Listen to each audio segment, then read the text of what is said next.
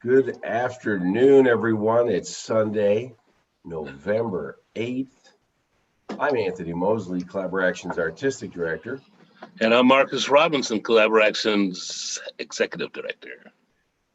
We're here today for the Essential Perspectives Peace Book Watch Party. We have Jasmin Cardenas with us. Jasmin, come on board. Say hello. We're going to be looking at our 5 essential perspective pieces today. These are pieces about community resilience to COVID-19, sponsored in part by the Illinois Humanities. Jasmin is one of our lead artists who made a very special piece that you're going to see today. How are you? Welcome to the show.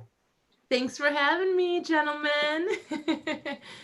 I'm super excited. I'm feeling a little nostalgic that it's our last essential perspective showing, and then the big fabulous party happens next week. But it's been a cool month and a half of showings. The kind of feedback we've gotten back has been really uplifting to me. So I'm grateful. Oh, we're grateful for your artistry and the stories of Maria, Theo. And it's been a special month for us too, hasn't it, Marcus? Yes, absolutely. And we really celebrate the work that's being shared here today. And Jasmin, your piece, just touches my heart in so many different beautiful ways. And yes, thank you for mentioning all the great things that are happening this month, because next week on November 14th, we have the Utopian Ball, which is our annual gala, and we invite you all out. The tickets are really accessible, from as little as $25 to as much as your heart desires. You can buy tickets. You can be a part of our host committee still.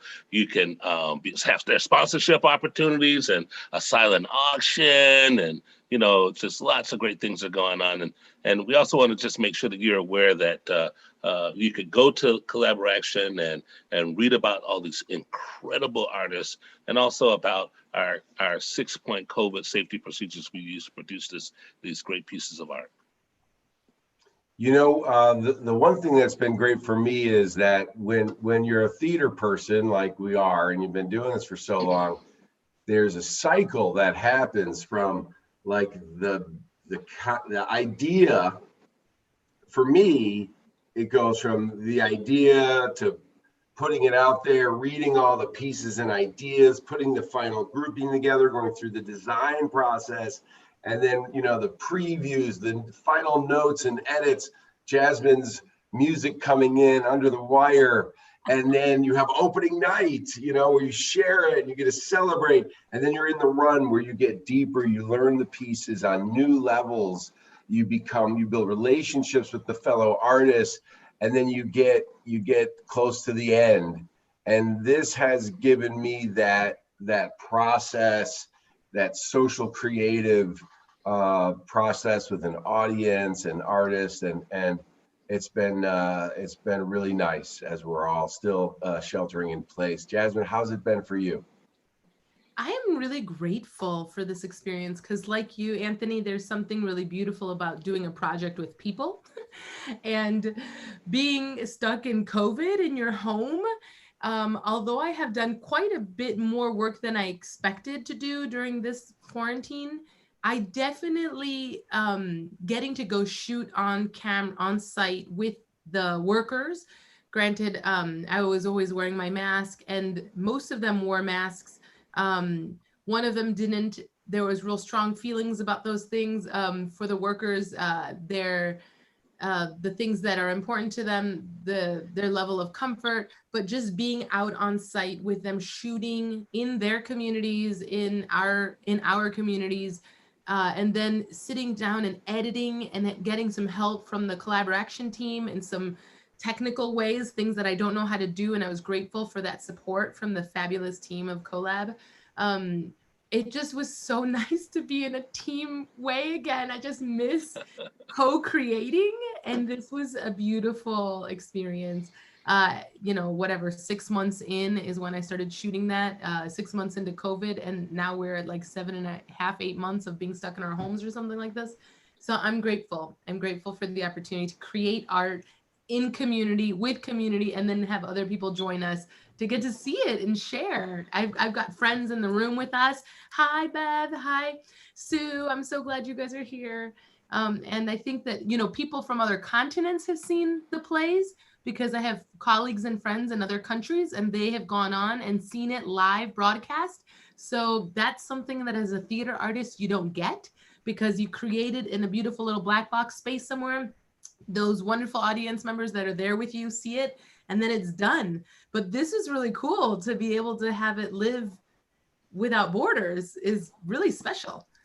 And it'll be around for a long, long time. We're going to go ahead and screen the 5 pieces from our Essentials Perspective program about community resilience to COVID-19 here in Chicago, shot and edited by 5 amazing Chicago artist activists. And then we'll be back with Jasmin afterwards, and we'll be talking to our Zoom audience as well. And folks on Facebook can follow along and comment and ask questions there, or it's not too late to go to collaboraction.org and register to join us here in the Zoom. So without further ado, let's screen the Essential Perspectives.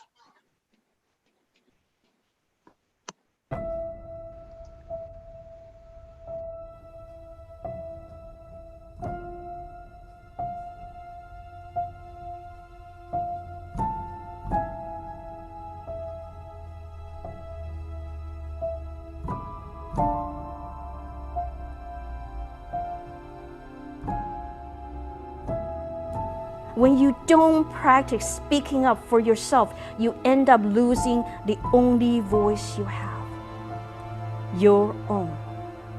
Did you know about me? I didn't.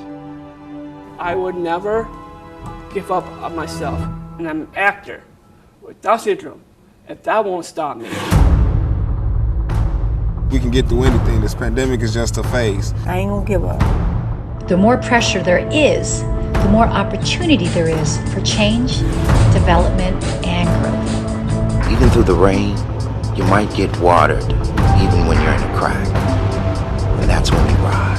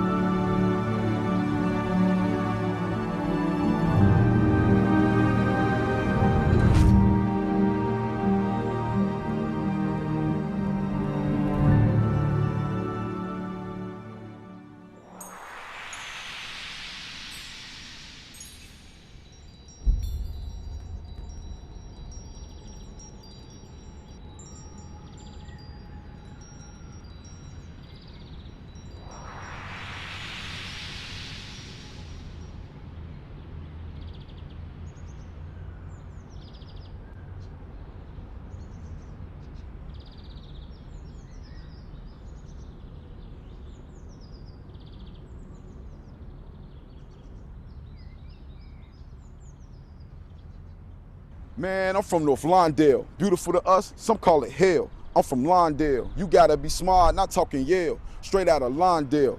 Holy City, the K-Town. We yelling lock it on the blocks whenever police come around. Cause I'm from Lawndale. That's independence, one tray, straight out of Lawndale. You better be all that you portray, cause this is Lawndale. GDs, Breeze, and Vice Lords, keep it on you if you walking around that 23rd Ward. Cause we from Lawndale. Every single soul got a story. Cause this is Lawndale. Feel like every single soul falls short of glory. Cause we from Lawndale. Home of George's Music Room, sliding up and down Roosevelt and the Vino going boom. Cause we from Lawndale. A whole lot of RIPs, this is Lawndale. Just when we all gonna see that we from Lawndale. Way we living just can't be, man. I look just like you when you look just like me. And we from Lawndale. My name is Mama Lou. I'm a small business owner. I've been here for 60 years. I had to make a lot of change. Had to cut on the food, cut on the price, cut everything. We had to do it to stay here. It's been bad for me, but I didn't lay nobody off. I struggled with them. I had a hard time, but I didn't lay nobody off. I know they needed their money, and I needed mine, so we just hung here together. My name is Mario Gill, and I'm a resident of the North Lawndale community. I have no job anymore. Kind of got laid off because of this whole pandemic thing, and it kind of just slowed everything down. Can't really fend for my son like I really want to. I can, but it's hard to do it. I have to scrape up things, you know. That kind of depresses a man at that. If you can't fend for your family, it put me in a kind of depressed state. I'm an essential worker, so I spend a lot of time at work, and I'm never at home with my son. My son got special needs, so he has speech therapy, so it's not doing good because he's not getting the one-on-one attention that he needs. I believe my son is smart, he can catch on, but I believe it also can affect him as in, like, you know, being at home. He sits in front of the video game. I mean, this is every day. Now there is absolutely nothing to do, which gives them enough amount of time to do stupid things and cause more violence than what should be caused. I waited on him. Every morning they come in, he bring his group in. They must have loved how we served them. They come back every day and told me, said, keep up your good work. You're doing good. So listen, I'm not a looter, but I don't judge looters. I think if you're gonna talk about looting, you gotta talk about the systemic issues that create the need to loot in the first place. They tore up everything over here, all except my place. Don't bother Mama play. This is Mama's. Let Mama play stay here.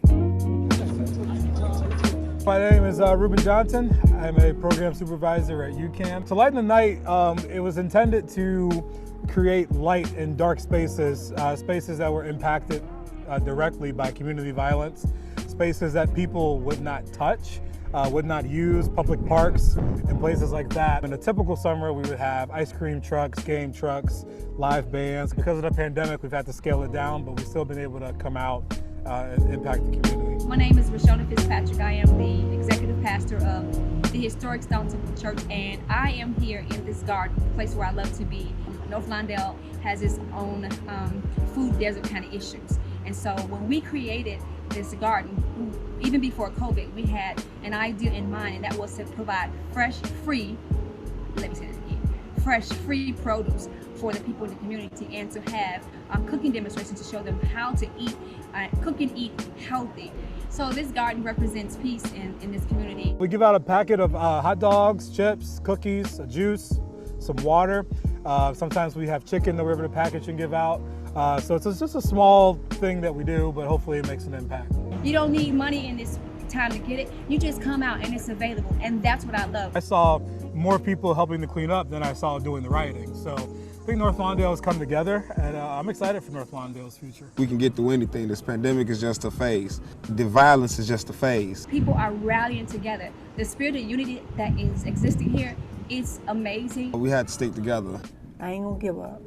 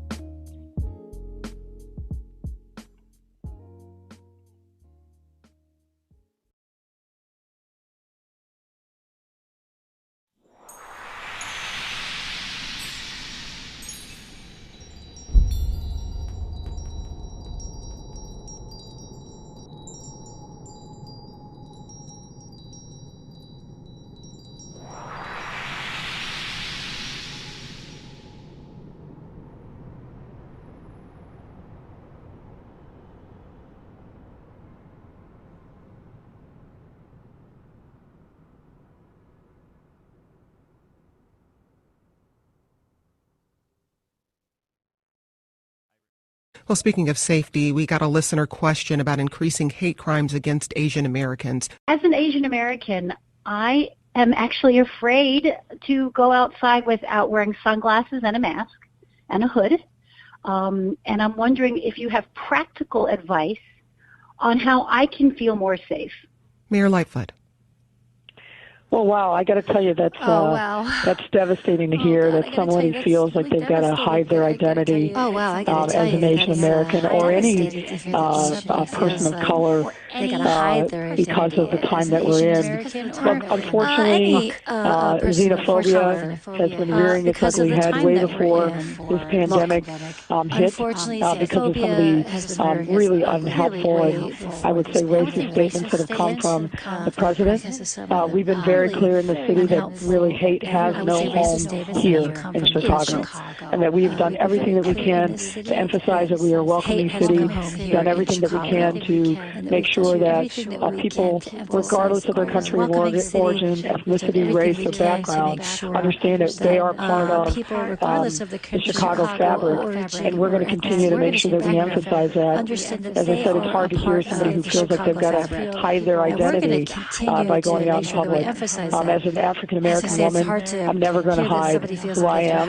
I'm going to proudly be who I am. And we want to create the environment where people can live their authentic lives without fear from any and we want to create an environment where people can live their authentic lives without fear from any source.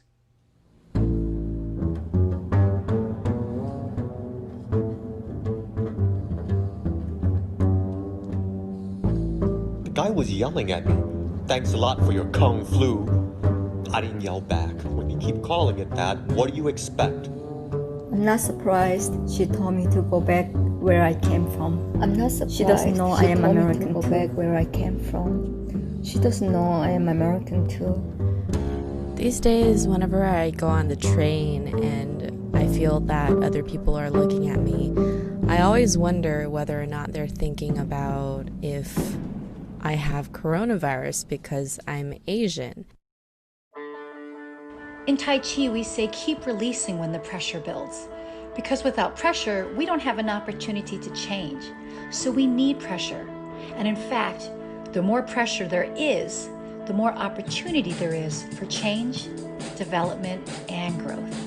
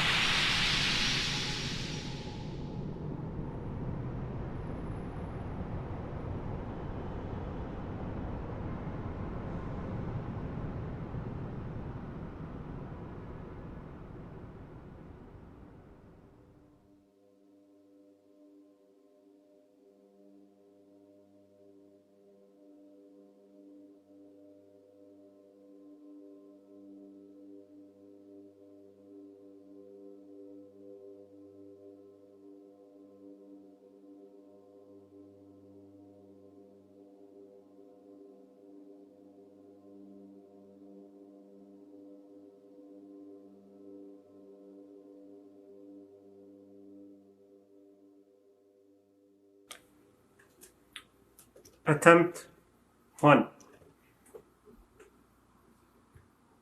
Dear U.S. Immigration Office, my name is Sami Ismat. I'm a performance artist from Syria. Currently, I live here in Chicago, as your records show. I arrived in the United States 4 years ago to seek political asylum. You will find that I have submitted documents and testimonies in addition to my background story that prove I could be killed or arrested by the Syrian authorities for my political opinions. During my interview at one of your offices, I was asked about the seriousness of the threats I received on Facebook from friends who turned out to be hardcore regime supporters. I disclosed to your officer that in Syria, it is those who know you that are the most dangerous, because they have good grounds to legitimately report you, and if they do, you will instantly disappear. Attempt 2. Dear U.S. Immigration Office, my name is Sami Ismat. I'm a performance artist from Syria. Currently, I live here in Chicago, as your records show. I arrived in the United States 4 years ago. So the reason I'm stuck is I did enter the United States on a Syrian passport legally through an airport. But then shortly after that passport expired, and yes, I can renew it, but it's with the Syrian government, and the government works under the Syrian regime that I'm seeking asylum from. So they won't do that for me. Now, there's always a way in which I can bribe someone within the Syrian government, and through the right channels, they'll give me a new passport. It's those who know you. But then I have no way of explaining it to the U.S. immigration system. They're just gonna, because they have good grounds to legitimately report you. And if they do, you will instantly disappear. Unfortunately, after supplying all the information you have requested, I'm still here without a green card or any form of document that allows me to stay or leave the United States to go elsewhere that is safe.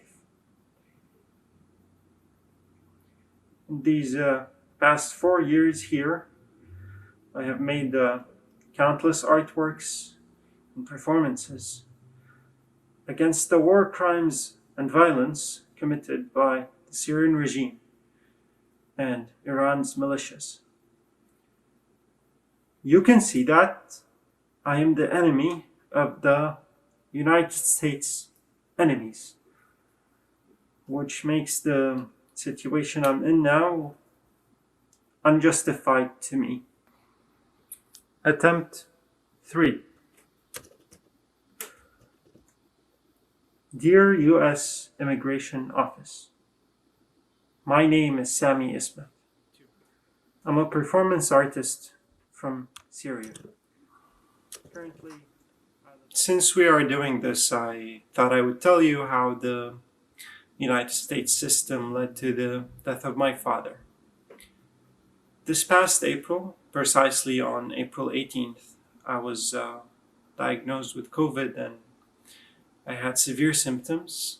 And as you know, at the time, governments and hospitals in the United States denied space to patients unless their symptoms were life-threatening due to the lack of resources.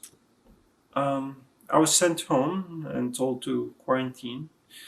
And the thing is, I live in an apartment with my mom and dad, and they both contracted the virus, even though we took necessary measures by staying in separate rooms and wearing masks and all that. On day 15 of my symptoms, I carried my sick father to the ER. Then he was transferred to the ICU, where he died a week later. You know, my dad wanted to have a passport so he could travel as a free human in the last years of his life to see his family and friends and loved ones who are scattered around the world in diaspora. But he couldn't, and he couldn't even see his own dad, my grandfather, when he got really sick and we knew he was going to die. Their final goodbye was a phone call with bad reception. Beliefs or orientations, sexual or otherwise. But this promise does not hold true in my experience and does not reflect the democracy and justice for human rights that are supposedly the foundations of this nation.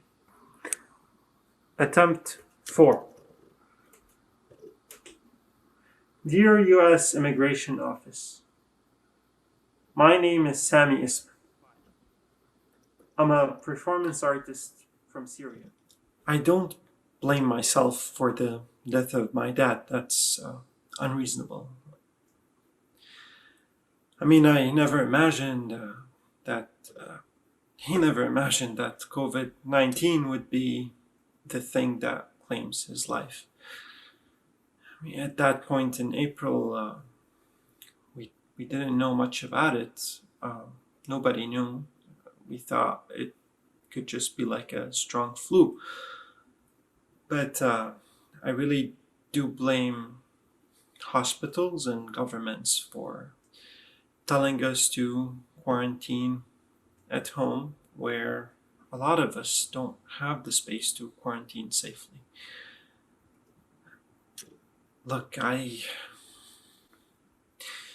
know that the best hospitals couldn't have saved me if my symptoms were life-threatening, and I would have died, just like my dad. But the least I expect is that the United States governments or hospitals provide a hotel room or a space where they could have kept me for 2 weeks until I was symptom-free, and that way they can protect the healthy people from me. But unfortunately, governments and institutions in this country are similar just to like the immigration system, where they I'm in front of you, force us to be a human without a nation. My fear is that the United States and its institutions will keep me as such until I disappear, like I didn't even exist. Just like a performance. Just like this performance.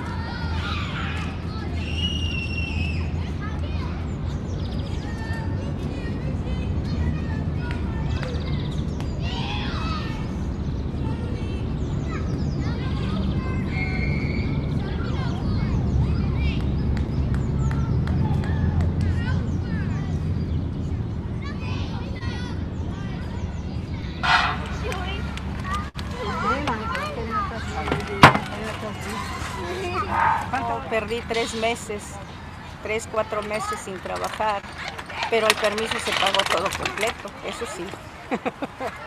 Eso sí, muchos de nosotros tenemos permiso y pagamos impuestos.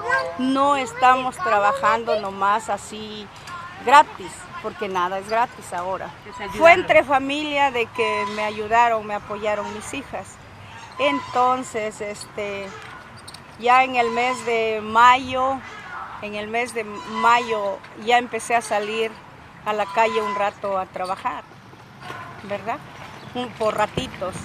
Siquiera sacaba para mi comida en la tarde, porque no todo el día, nomás es como unas 2, 3 horas y ya me metía. En el mes de julio 6, nos dieron permiso de entrar en el parque. En el momento cuando dijeron que se cerraban las escuelas, pues yo me sentí mal porque de ahí es mi sostén, ¿verdad? No tengo un trabajo más que eso. Entonces pues yo me andaba queriendo deprimir porque no tenía nada que hacer y quién me ayudara también con mis gastos. Pero Dios también es grande de que me ayudaron mis hijas ahí a pues seguir adelante. Nadie también nos puede ayudar, no nos apoyan en nada de que nos puedan ayudar en algo, ¿verdad? Entonces nosotros tenemos que trabajar para poder también sostenernos en lo que necesitamos en casa.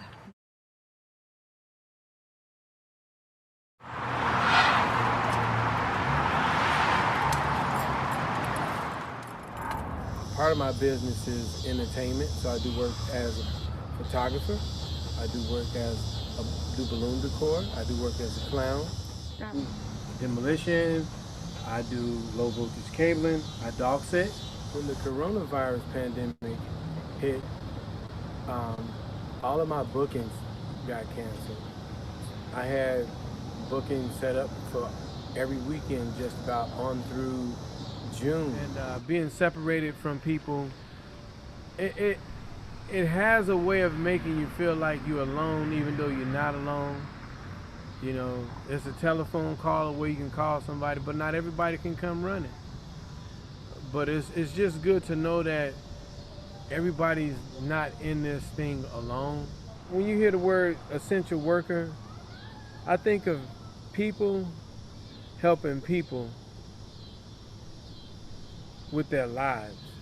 You know, people that are on the front lines doing medical work are essential workers. They are very much so essential workers, but also the people that live next door and are helping people down the street are essential as well.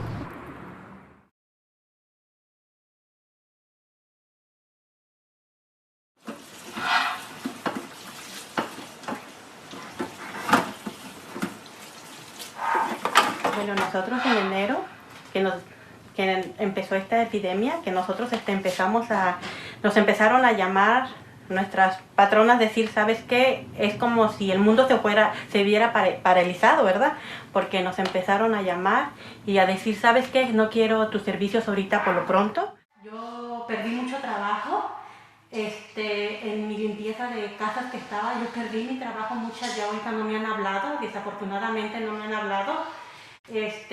Sí me mandaron al principio para ayudarme, estoy agradecida con las personas, mis patronas que me ayudaron y sí me llamaban para ver cómo estaba, si estaba bien y todo. Según, como decían en la tele, que la mayoría de los hispanos éramos más los que estábamos infectados del COVID-19.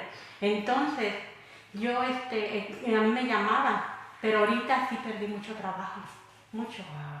Entre vecinos y todos nos han dicho, ¿sabes qué? Ni le están regalando comida, están dando en lugares acá por donde mi barrio, por donde yo vivo.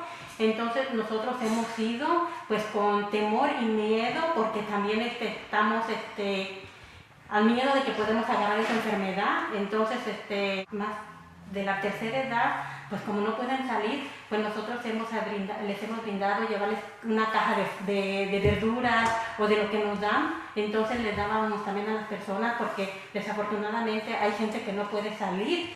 o familiares también cercanos si les hace falta algo, porque aquí estamos a ayudarnos unos para los otros, estamos para ayudarnos, y eso es lo más importante. Pero aquí estamos y Dios no nos ha dejado desamparados.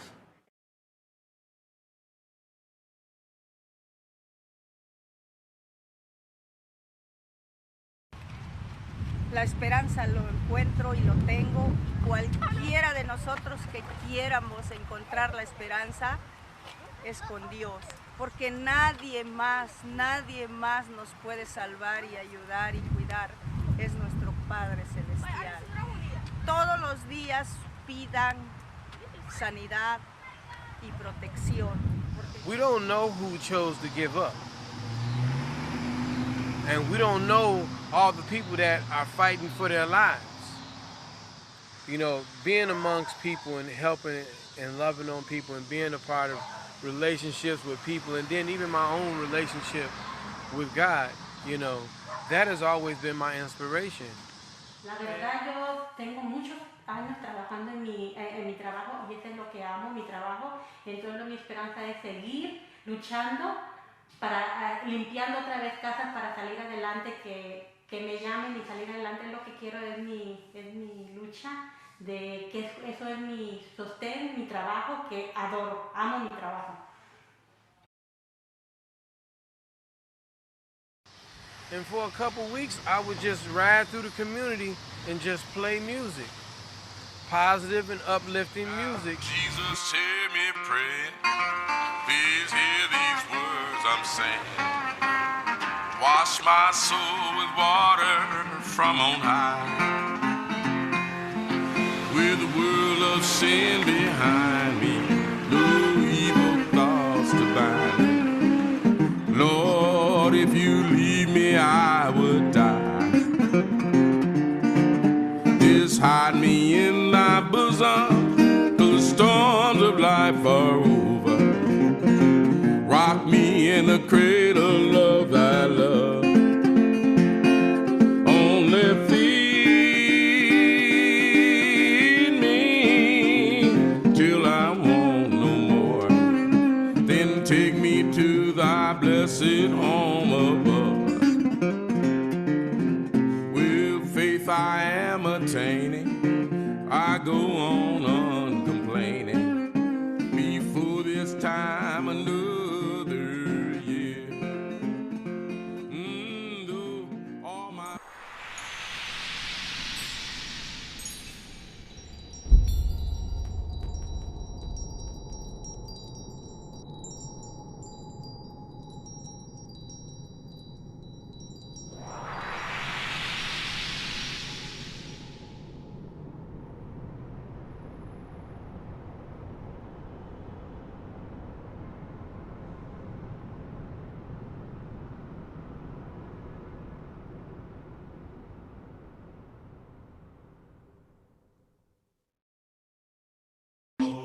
arose from the concrete.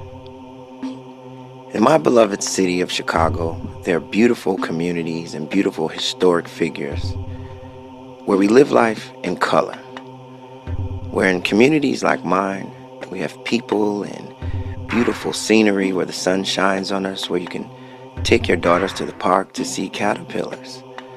But we all got hit by that COVID epidemic, and we got tested in more ways than we expected. Suddenly, we have to social distance. There's not enough space. We're not safe around each other. The playgrounds are closed. The schools are suddenly closed. And we felt like we were in peril, with social unrest, protests, crime skyrocketing, especially in our community. We felt hopeless. A repeated situation of violence. In COVID, it felt like there was nowhere to turn. Well, we had jewels in our community like Walmart, but even then, that was attacked. Looting, riots.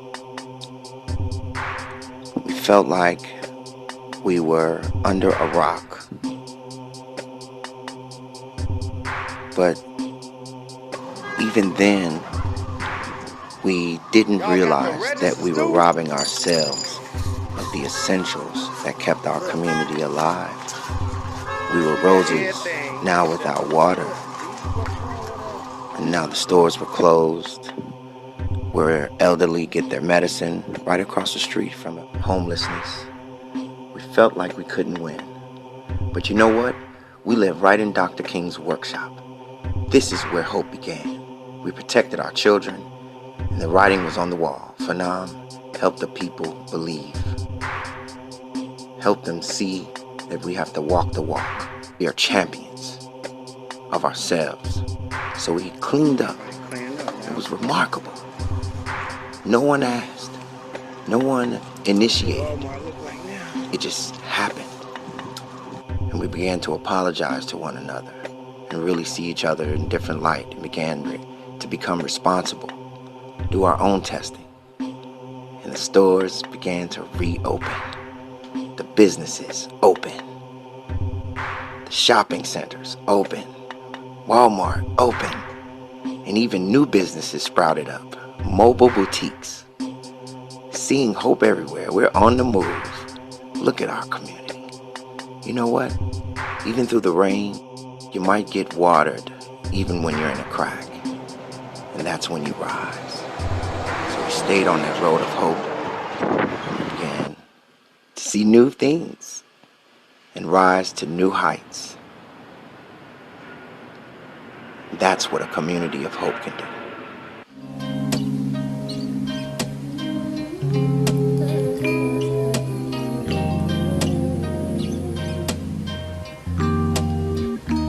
Free from my pain, free from my past. Better days are coming, I know this thing won't last. Free from my pain, free from my past. Better days are coming, I know this thing won't last.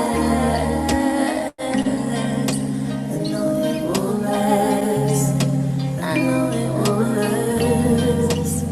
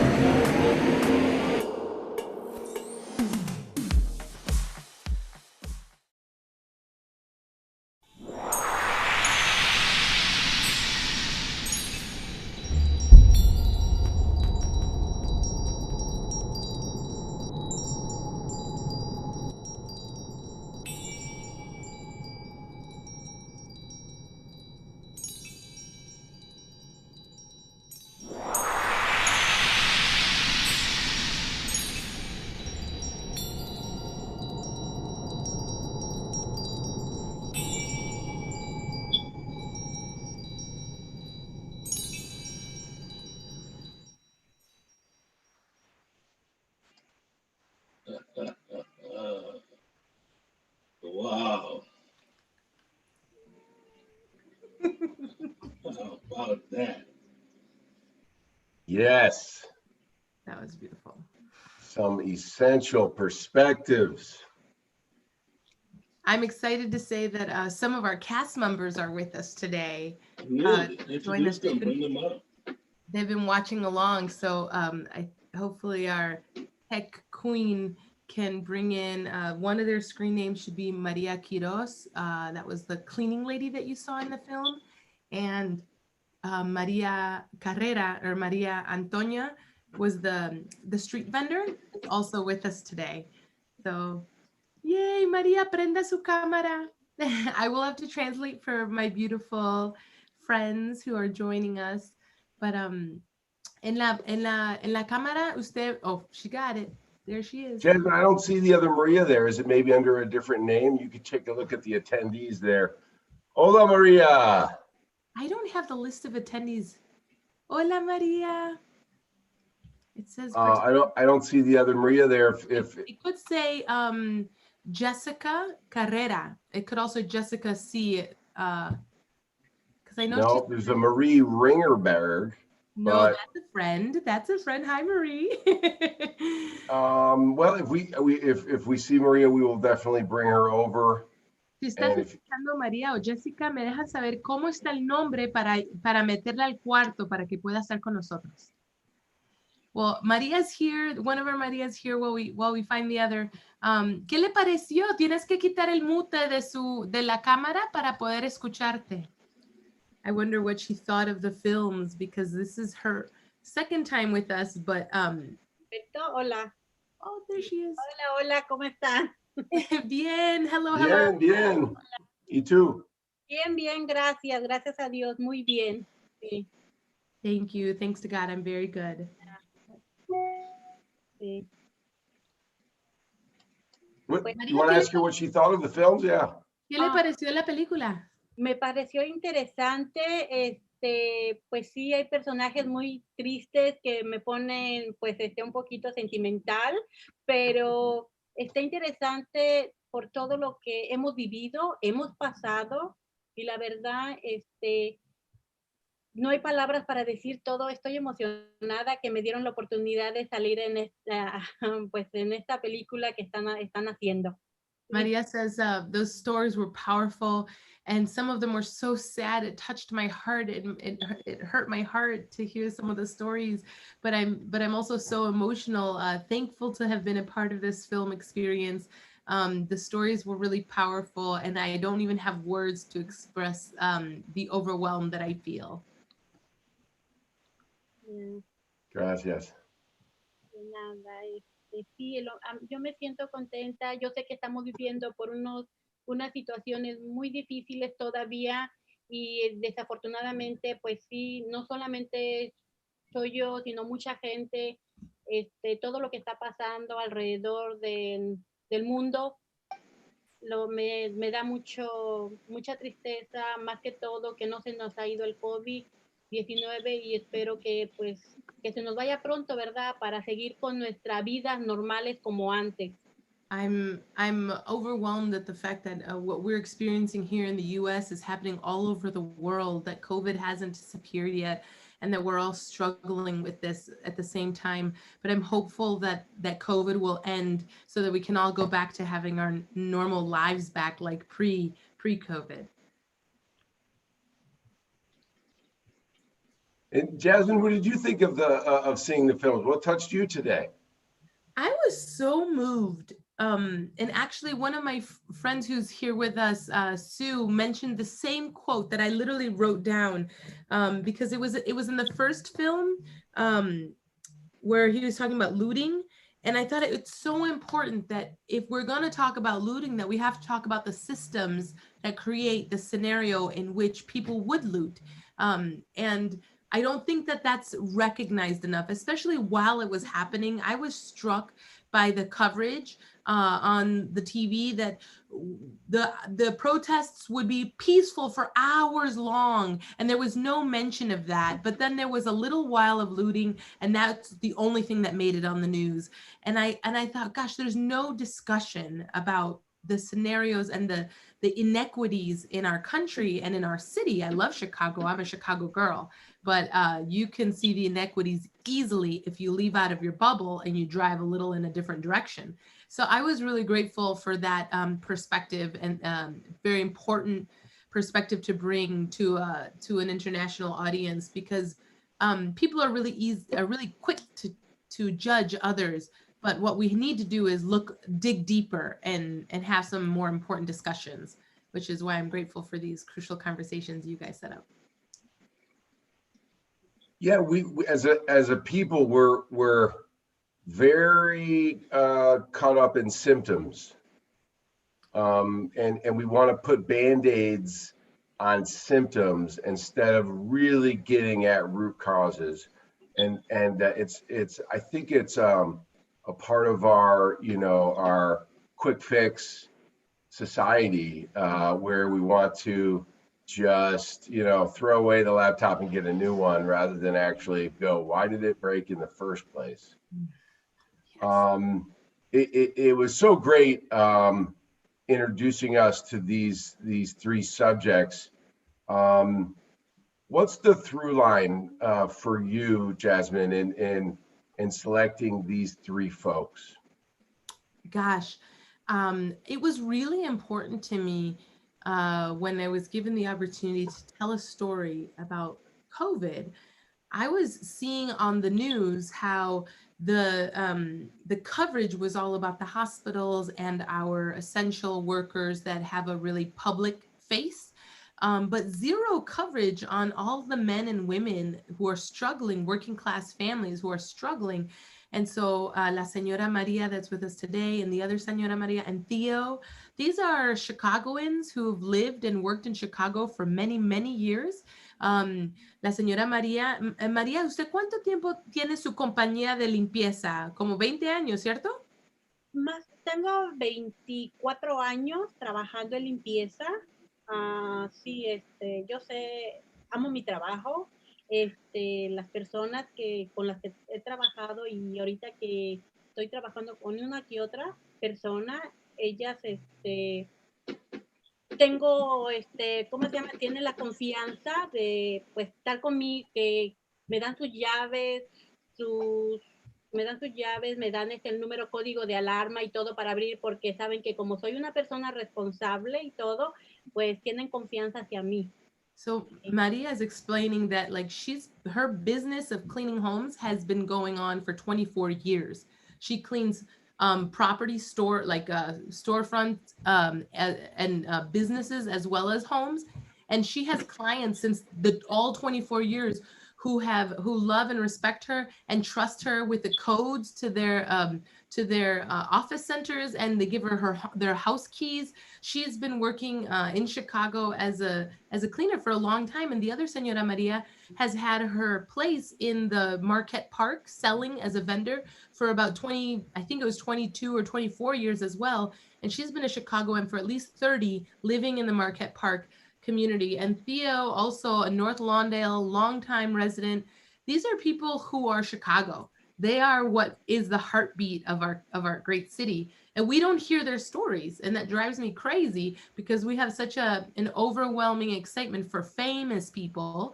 But really the thing that keeps Chicago running are the beautiful, hardworking people that show up to work when there's no camera on them. And I wanted to lift their stories up so that we would not forget in this time of struggle that there are some people that are struggling but working and continuing to be resilient in the midst of this difficulty. Speaking of turning the camera on, if any of our attendees would like to join us and share how these pieces touched you, or perhaps ask a question of Jasmin or Maria, come on board. You can let our producer Emmy know, and she will bring you on camera. It looks like Asia Hawthorne's here. She wants to come on.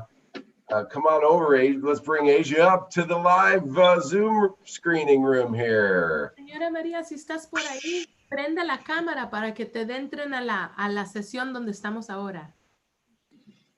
Yay, Asia. La señora Asia le estaba mandando un mensaje a usted, María. Asia, I'm going to translate your message to Miss Maria. Right, muy bien. Wait, you wrote it in Spanish, but I'm not so sure that she has access to the chat. Señora María, esta señora Asia le mandó un mensaje que dice, gracias por compartir tu historia con nosotros, María. So thank you so much. Thank you. Yeah. Yeah. Can you hear me? Yes. Oh, yay. Okay. Yeah, I just wanted to say thank you for sharing your story, which I know you already said, Jasmin, and nice to meet you, Jasmin, and mucho gusto, Maria. I wanted to commend you, Jasmin, for this whole entire production. I'm sitting here shouting as usual, saying, yes, yes, sí, yo también. I mean, it's just so many different ways that your stories have connected with so many different people and a lot of my friends from a very diverse background. And oh, thank you so much for getting the story out there. Yeah. Thank you, Aisha. Tenemos que andar con mucho cuidado, todo por el COVID. Y pues sí, yo sé porque trabajamos de un lugar a otro y hay que tener uno cuidado con esto, que todavía no se nos va el COVID, pero aquí estamos. Hay que darle gracias a Dios que estamos todavía aquí, gracias a Dios. Sí. Maria says, it's crazy. We all have to be so careful to make sure that we don't contract COVID, but we're all taking the steps to take care of ourselves and to be safe because we want to be here on the other end of it, and we want this disease to go away. Sí, comprendo mucho, pero my Spanglish is bad. Okay. Sí. You know, it's a good time to pause and just say out loud, positivity rates are surging. A lot of us, myself included, have gotten a little, COVID fatigue. We've learned how to deal with it better in certain ways. But we are in the midst of a major surge right now. So we all need to be extra vigilant with ourselves and our loved ones, and anybody who is, an essential worker of any kind who has to keep their family afloat and doesn't have the option of staying in their basement and talking to a computer like I do. Sí, como mi esposo, like my husband. Yeah. It looks like Maria Antonio is here under Leslie Carrera. So collab queen of tech. Let her in because she's with us. Yay. Y señora María, vas a prender la cámara con el botón abajo a la mano izquierda. Yay! Welcome. Her daughter Leslie and Jessica are helping her. They're tech savvy girls for their mama. Hola. Hola. ¿Sí nos escucha? Hola, sí. Yo escucho. ¿Sí me escucha? ¿Sí me escucha? Sí. Oh, qué Es bueno. la primera vez que María y María se conocen. Sí, hola, Oh, soy María. Oh, María. Hola. María Antonio, ¿cómo está? Bien, bien. Qué bueno. Echándole ganas, ¿verdad? Echándole ganas a trabajar, pues yo sé que no tenemos todavía mucho trabajo, pero esperemos en Dios que nos llegue mucho trabajo para seguir para adelante. Eso es lo más importante. Muy pronto. Claro que sí. Ya que se acabe toda esta tormenta que estamos pasando. Claro que Así sí. es. Sí, mire. So they're chatting amongst themselves, a meeting, right? Because they've never met before. And la señora Maria, that was with us first, said, it's so nice to meet you, happy you're here. And la señora Maria, who just joined us, said, yes, how's work going? And the other Maria responded, not so great. There isn't a lot of work at the moment, but we'll get through this. And our newest Maria said, yes, as soon as this is all done, then we can go back to work the same way from before. So the joy of work and labor is something that I think I've learned from my parents, and is very strong in the Latino community, but in every community, we have hardworking families. And so I'm happy to be able to highlight these two women. And you all should know Theo really wanted to be with us, but guess where he is? Working. So I was texting with him and he was like, I can't get off early. I tried. He wanted to be here with us today. I know that Marcus and Anthony got to meet him on our first screening when he was with us, but he says his hellos as he's working. That's what people do. Jasmin, I wonder if you can ask Maria Antonio what her family thought of her featurette in the piece. Señora María, Anthony quiere saber qué pensó su familia de la película y de su parte en la película. Mis hijas están contentas con la película, ¿verdad? Que ellas no creían nada de esto, pero mira, tuve la oportunidad de pasar todo esto, ¿no? Y me da gusto y no es la primera vez que pase, que siga pasando más cosas buenas. Dios nos va a acompañar, nos va a ayudar para que sigamos adelante y no quedemos atrás. Gracias. Adelante. Sí. Maria Primero Dios. Her daughters loved the movie and were so shocked that she could be a part of something like this. But she is so happy because she says, let the good things keep coming. You never know what's going to happen. And she feels grateful to have been a part of it. She says, we want to continue to have good things happen in our lives and not get left behind. We want to keep moving forward. Yes. And I wonder if you could ask her what her most popular menu items are and what are her hours in case we wanted to swing by Marquette Park and get some muy rico food. Señora María, Anthony está preguntando qué horas de operaciones tiene su tiendita ahí en el parque de Marquette y qué son las cosas más populares que las personas te compran. El horario es de los sábados y domingos de 9 a 9 de la noche, del 9 de la mañana a 9 de la noche. Entre semana, de 2 de la tarde a 9 de la noche. She's at Marquette Park from 9 a.m. to 9 p.m. on Saturdays and Sundays.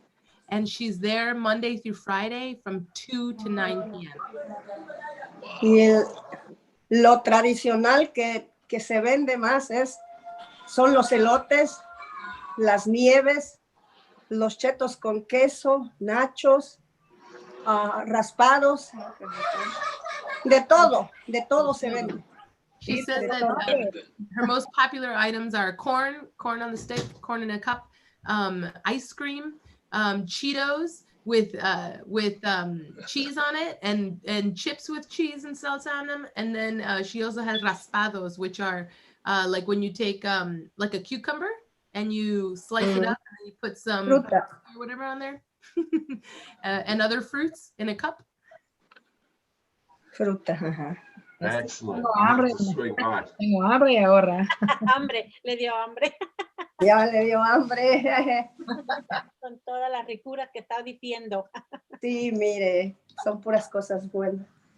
I said I'm hungry, Anthony. Jasmin, could you ask both of the Marias? This is a theater warm-up exercise, but I wonder if you could ask each of them something about them that we might not think if we saw them on the street, something we wouldn't know just by seeing them about themselves, something they like or they do or they're proud of.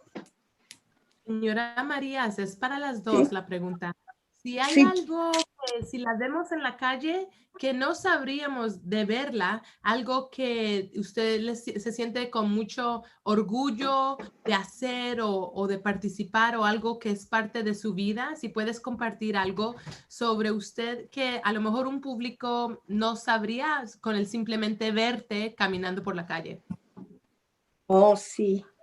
Mire, muchas personas me ven en la calle, en la tienda y me dicen, tú saliste en la televisión, tú esto. Le digo, sí. A mí me da gusto cuando dicen eso, porque pues mi trabajo yo lo amo. Amo mucho mi trabajo y me da gusto de hacer todo esto. Maria says that some people have asked her, wait, you've been on TV? And she says, yeah, I have. And they say, really? And she's like, yes, I love my work. And I love that I've been recognized for my labor. Yes, there are a couple of comments regarding that in the chat, just recognizing that the folks were sharing that they loved their work and how meaningful that was. And I also want to call out Margaret Burke and Maria Ringenberg, who put a couple ideas on the table. I'll share them with you in the chat. So Margaret writes, so inspiring to hear so many people tell their stories of resilience, and nothing more potent and powerful than what the Marias have shared with us. And thank you, Jasmin, for that work. And then Maria Ringenberg says, I was moved to think deeper about talk about essential workers. But of course, it is essential to work and put food on the table. Yes. Yeah. So at some level, we're all essential workers, yeah? I love that Theo says in the film, when Theo says, people helping people with their lives are essential workers. To me, that speaks so much truth. Susan O'Halloran wrote in the chat, I love that Maria spoke of loving her job. Some would think that cleaning houses is something one does to survive, but she actually takes great pride and loves it. Yeah. That's important. Yeah. Están Could you say it in Spanish so that they know? En los comentarios hay varias personas que están reconociendo que las dos Marías tienen mucho orgullo y amor por su trabajo y están sorprendidas positivamente y felices de ver qué orgullo tiene uno en su trabajo y que están compartiendo esas historias. Es como yo lo vuelvo a repetir y como lo dije también en la película que estábamos haciendo, que yo del tiempo que tengo trabajando como limpieza de casas, amo mi trabajo. Desde que llegué aquí, yo en eso me dediqué a limpiar casas yo sé que es un trabajo pesado, que es un poquito pesado porque tiene que lavar unos baños, de todo, pero a mí no se me hace difícil como mucha gente que dicen que a veces es bien trabajoso. No, yo mi trabajo lo amo y quiero mucho mi trabajo y me siento orgullosa si alguien me dice afuera en qué trabajas o qué es lo que haces. Con mucho respeto yo le diría que mi trabajo es para mí todo. Todo es para mí. Señora Maria shares that, like she said in the movie, to her, her work is everything. And even though some people would say that cleaning is a really rough job, she doesn't see it that way. She feels great pride in cleaning, whether it's cleaning a toilet or cleaning a kitchen. Just the act of cleaning is a really wonderful feeling for her. And that she feels great pride when she walks around and someone asks her, what do you do for work? She says it with great pride that she's a cleaner. And because she loves her work and it is her own business. It's her own, her clients, her long history of clientele. In the film, you guys might have noticed that she mentions that she's lost a lot of work because a lot of her clients are seniors living in senior homes on the North Shore. And many of those homes, although they live in independent living spaces, they still live in senior living homes. And so those are still on lockdown. So she can't access those properties still because even though she's got a great relationship with the owners, the home dwellers, the owners of the properties are protecting the senior citizen community. And so many of her clients, longtime clients, she hasn't been able to serve. And the same is true with some of her downtown clients as well. How would someone go about hiring Maria if they wanted to do that? Señora María, si alguien quisiera llamarte para buscar limpieza, necesitan alguien de limpieza, ¿cómo te pueden contactar? Me pueden contactar a mi número de teléfono, que te lo puedo dar, ¿verdad? ¿Te lo puedo dar? She says they could call me. Is it okay if I give my phone number? Sure, as long as she's comfortable with it. Si con tal que usted se sienta cómoda, dar el número de teléfono, nos puede dar. Claro que sí, te puedo dar mi número, que con esa línea tengo muchos años con mi propia línea, que no tengo nada por qué esconder ni nada. Puedo dar mi número de teléfono, que es el 773-430-5769. 773 430-5769. My name is Maria Quiroz. So that's her work number. She's had that number for a long time for her work. 773-430-5759. Maria Quiroz. If you're looking for a cleaner for your home or your business, Maria is very responsible and trustworthy. And if you mention that you saw Maria here on Crucial Connections, you will get a free smile. Right? We asked Maria if she can back that up. María, si a la persona te llama y dice que escucharon de su nombre aquí en esta plática, usted les puede dar de gratis, le puede dar una sonrisa, ¿cierto? Claro que sí, muchas sonrisas les doy. Oh, claro, mejor, está muy bien, claro que sí. Sí, yo como les digo, estoy contenta, me siento feliz por estar, pues ahorita nunca había estado así, ¿verdad? Hablando con personas de que me ponía nerviosa, pero ahorita me siento contenta y me siento feliz que me dieron la oportunidad. Y usted, señora Jasmin, le agradezco mucho. Yo sé que usted me conoce de varios años y estoy contenta con la oportunidad que me dio usted. Acuérdese que yo la conocí por parte de el papá de mis hijos, en paz descanse, y que aquí estoy luchando y echándole ganas para salir adelante. Gracias, Maria. She says that, gosh, it's so hard to translate when you're emotional. Yo voy a hacer llorar. She's so happy to be here with us. Never thought in her life that she would be included in a movie somehow. It was very exciting for her, and she feels excited to be here and joining us tonight. And she says that she wants everyone to know that the reason she met me was through her deceased husband, who was a contractor. Actually, my husband and I hired him to help with a big construction job in our home, and sadly he passed away from cancer right after that our project was done, and so we've stayed friends for a long time now, and it's true, I keep my friends. I have friends from a long period of time. The reason I know La Señora Maria is because of that. The other Señora Maria, I've been organizing Marquette residents to take more ownership of the Marquette Park. We developed a Marquette Park Advisory Council, and La Señora Maria is the president of the council. Señora Maria, le estoy compartiendo a ellos que usted es she's not the president, she's like the unofficial president. Yeah. Her daughters, Leslie and Jessica, who are helping her online, are our secretaries. And there's another lady named Rosa, who's the actual president, but this Maria right here is a heartbeat in the community. And so I've been organizing in Marquette Park for like 4 years now. And so that's how I know this Maria. I see that Marie Ringenberg asked what was my vision and how did I choose who I wanted to be in the film. The reason I'm sorry. Oh, I thought you said something, Anthony. The reason my hope was actually to have another worker that's in the Englewood community, as well as Theo. I was specific in that I wanted there to be 4 communities. Unfortunately, that worker that I was trying to include in this, it wasn't gonna work with her time. But to me, as a Chicagoan who's been doing community organizing in lots of different communities, I just have really been blown away by the resilience that I see in people. And like whether it's La Señora Maria, who is out in a park all day long, selling treats, snacks, food for people, the other Maria who's cleaning. I think these are incredible strengths of character. And to me, I feel like the working class is getting forgotten in a world that really lavishes fame.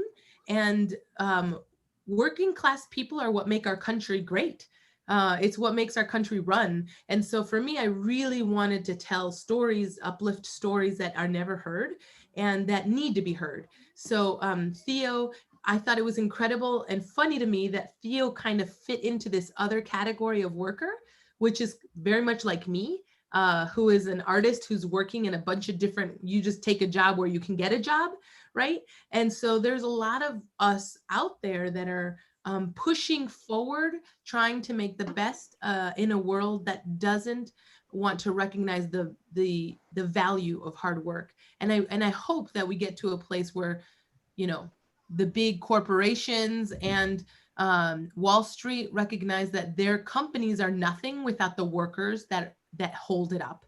If we don't give healthcare, if we don't provide people with days off for sick days, and if we don't provide the benefits, those are not benefits. These are things that we need as working people. When you get sick, you need to take some time to heal so you can keep working.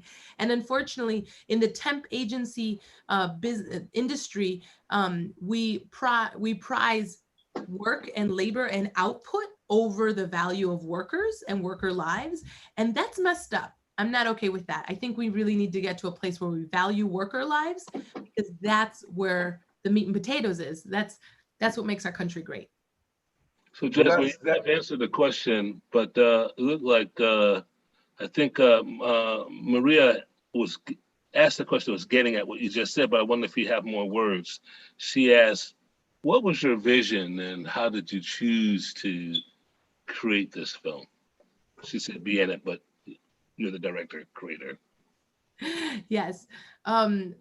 I've been working with working people now for many years, but specifically in the last 4 years, I've been working with low-wage temp workers and realized in that work that even though I'm an artist, an actor, a director, a deviser, I am a temp worker because I don't have a full-time job anywhere. And I realized my vulnerability in working with other workers who are living their vulnerability in a daily. So I feel like it's so important that we could move to a place that values people over profit. And my dream for our country is that we will move to that place quickly.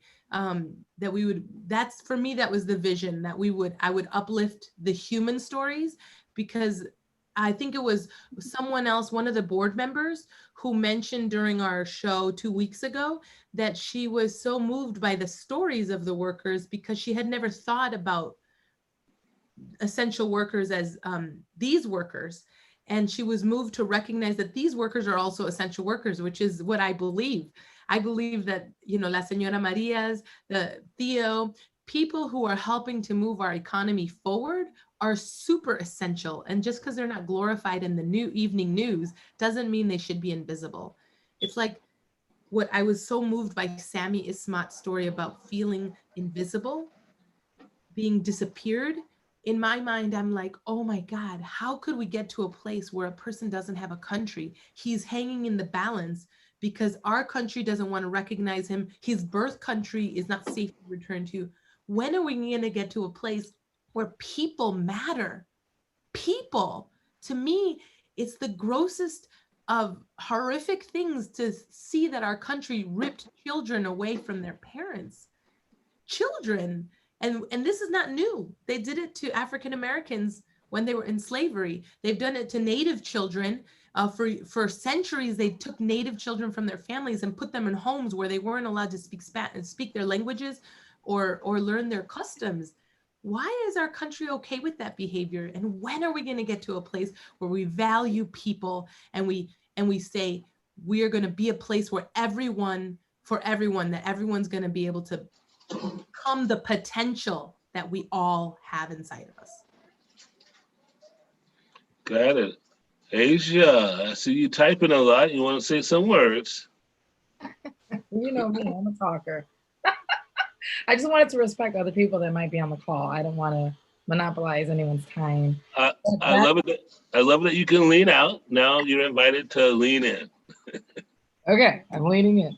Now, so I love the part about what you were saying about essential workers, and that was what I was typing away, was about how singers and dancers and the arts and all of us, photographers, videographers, cinematographers, we're all essential as well, because it's not just about, yes, we have the basic human need, right? But we also need to feed our soul. And I feel like that's what the arts do, right? So how do we shift this conversation when we're out in the world to being all-inclusive so that we're not forgotten about? Because I'm a photographer and I definitely feel forgotten about. You know, Elsa Hildner is I'm an event photographer in 2020 and there's no event. Elsa Hildner is a company member of ours and she's our director of development. And she's done a lot of work around pay equity in the theater. And I think that's the tip of the iceberg. Really what we need to be focusing on is our culture's value on artistic contribution, artistic risk.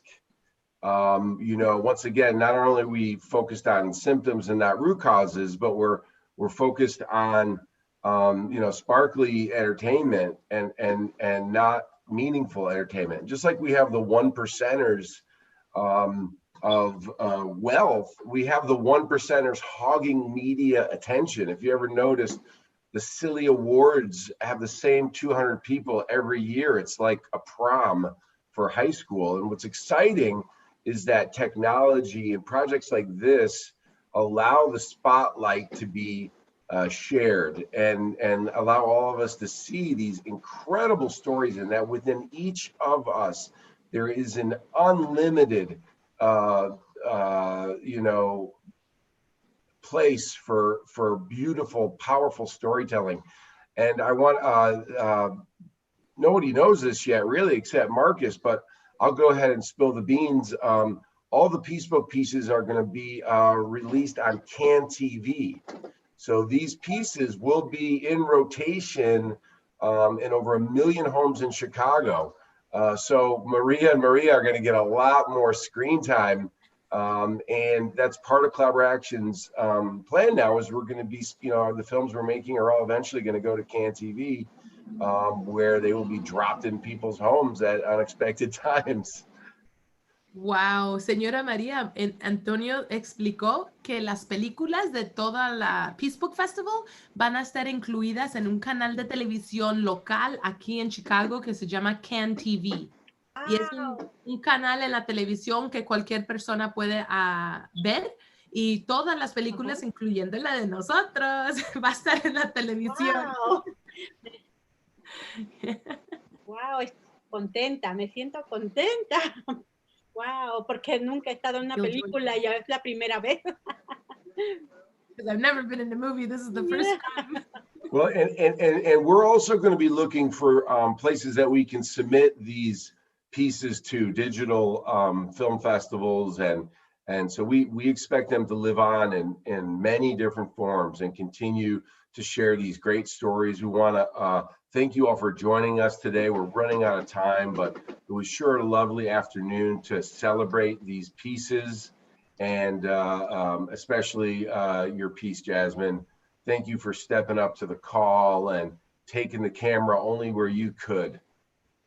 Yeah, such an amazing piece of work. And thank you to all of our sponsors that made Peacebook possible. These include the National Endowment of the Arts, the Illinois Humanities Council, ComEd's Powering the Arts Program, the Mark and Jeannie Malnati Family Foundation, and the Joseph and Bessie Feinberg Foundation. We'll be back on Tuesday with our Becoming Unlearning White Supremacy show, where we'll be screening Ada Chang's I Used to Write with My Left Hand. I'm sorry, a letter to my younger self on Tuesday. And then we will have one more watch party Thursday before the Utopian Ball on Saturday, November 14th. We hope you will join us. It's been a wonderful month-long celebration, and we're just getting going. Jasmin, thank you again so much for joining us. You know, the Peacebook submission deadline for next year is February 1st. So we hope you'll start thinking about a submission and sharing that with anybody you think who might be a good fit for us. I know I got to get by Marquette Park and get some elotes, and you know, a clean house is right the one step away from a clean mind. So you know, buy your friend or loved one the house cleaning services of Maria, and you won't regret it, and connect to these people and these artists. Jasmin, anything else you want to share with us before we you want to take us out? I'm so grateful for this opportunity, for the opportunity to uplift worker stories. I thank you for offering me this beautiful opportunity, and for the support that was given to do it, to pull through and get it done. The movie ends with a really joyful song from Reverend Robert Jones, who is an incredible storyteller and musician from Detroit. And I loved that uplift. That was what Theo intended when he was riding his bike, bringing community joyful praise music. So I wanted to end on a note that I think that there is so much beauty in our world. And if we can just turn off the volume on the crazy people and start to lift up the beautiful hard.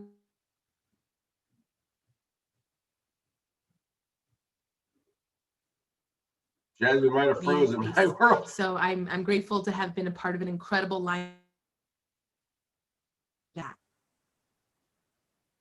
Well, we are a house of belonging called Collaboraction. Marcus, it's always a pleasure to look at your face through a... I'm so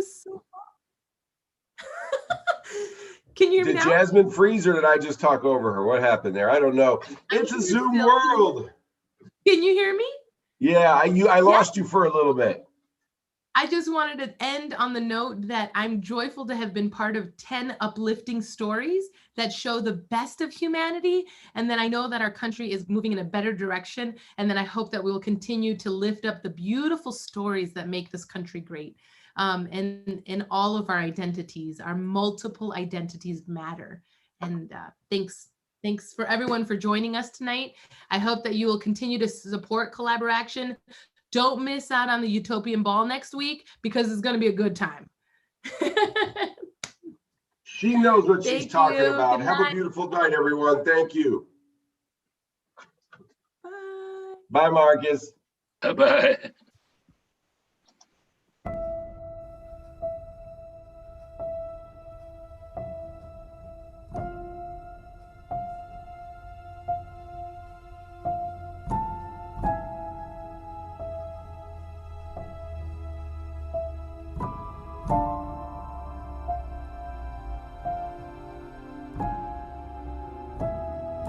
When you don't practice speaking up for yourself, you end up losing the only voice you have, your own. Did you know about me? I didn't. I would never give up on myself. And I'm an actor with Down syndrome, and that won't stop me. We can get through anything. This pandemic is just a phase. I ain't gonna give up. The more pressure there is, the more opportunity there is for change, development, and growth. Even through the rain, you might get watered, even when you're in a crack.